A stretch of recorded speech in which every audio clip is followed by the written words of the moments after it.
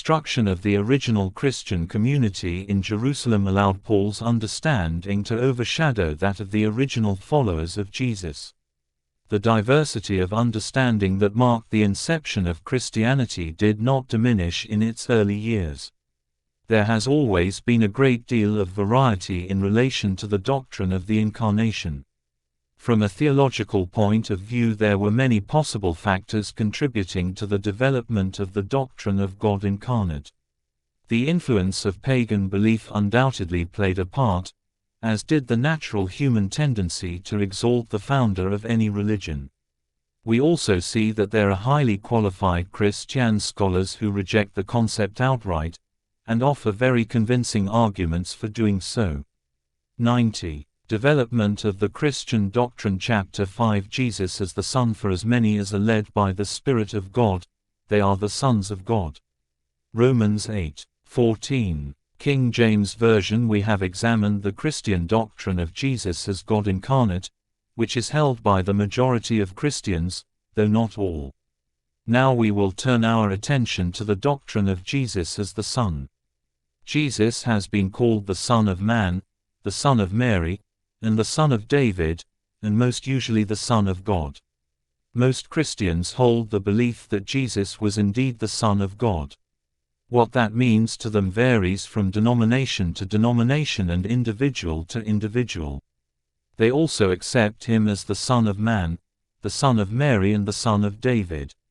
Son of Man. After the title Christ the Son of Man appears to be the most frequently used title for Jesus in the Bible, used about 85 times in the Gospels as translated in the 1989 edition of the New Revised Standard Version Bible.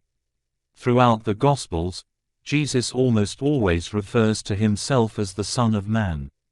Since, according to the Bible, he was born of a virgin, without any contribution from a man, this name that he used for himself may stress his human nature.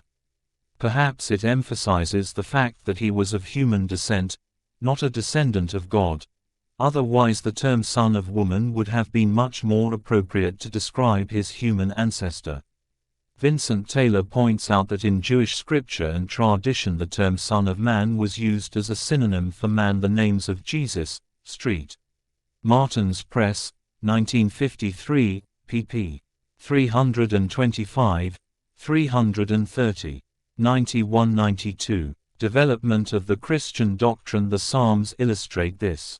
What is man, that thou art mindful of him, and the Son of Man, that thou visitest him? Psalm 8:4. King James Version. Let thy hand be upon the man of thy right hand, upon the Son of Man whom thou madest strong for thyself. Psalm 80:18. King James Version. Son of Mary. In the New Testament the phrase Son of Mary is used only once, in Mark 6:3. Is not this the carpenter, the son of Mary, the brother of James, and Joses, and of Judah, and Simon? And are not his sisters here with us? And they were offended at him. Mark 6:3. King James Version. Of course the relationship of mother and son are not questioned at any point in the Bible. Interestingly, this phrase is used over 20 times in the Quran to refer to Jesus, usually in the form of Jesus, the Son of Mary, or Jesus, Son of Mary. Occasionally it uses the Messiah, Son of Mary. Rarely does it mention Jesus without either phrase. Son of David. Jesus is directly called the Son of David about a dozen times in the New Testament, most of these occurring in the Gospel of Matthew, often by those addressing him. This title is important because the Jews were waiting for the Messiah to appear coming from David's lineage. Thus by addressing or referring to Jesus in this manner his contemporaries may have been implying that he was the Messiah. Jesus as the Son. 93. Matthew 1:1 makes that connection clear. An account of the genealogy of Jesus the Messiah, the son of David, the son of Abraham. Matthew 1:1. New Revised Standard Version. Interestingly, as mentioned at the end of chapter 1, both the Gospel of Matthew and the Gospel of Luke list Jesus' lineage, but they differ. Matthew lists it from David through Solomon, while Luke traces it through Solomon's brother Nathan. This has been explained in differing manners. One is that since Mary's husband Joseph was descended from David, Jesus as his adopted son took on the lineage listed in Matthew. According to this understanding, Luke then lists Mary's lineage. Another possible explanation sometimes given is that if a man died without sons,